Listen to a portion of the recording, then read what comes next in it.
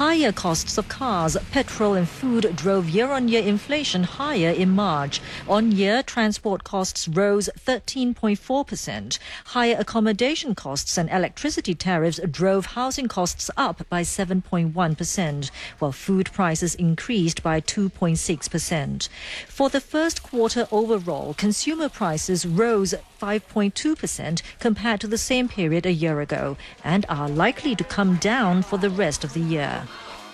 We look for something that maybe 4.5%. That's just slightly above what the government is saying, 3 to 4.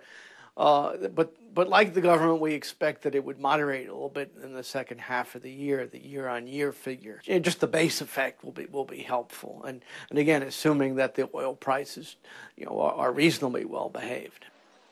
On month, inflation ticked up a modest 0.1%, driven by higher costs of housing, clothing and footwear and recreation. Housing rose 0.6%. Prices of clothing and footwear rose 2.5%, but this was offset by lower transport costs, which fell 0.6%.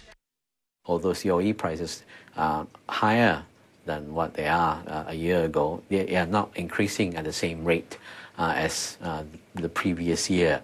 So it looks like in terms of the year-on-year side, transport costs will continue to be the primary contributor to the headline CPI, but going forward, its effect will become less pronounced, especially in the second half. Economists estimate full-year inflation to come in at the high end of the government's 3 to 4% forecast. They add that the stronger Sing dollar should also help to offset higher imported inflation.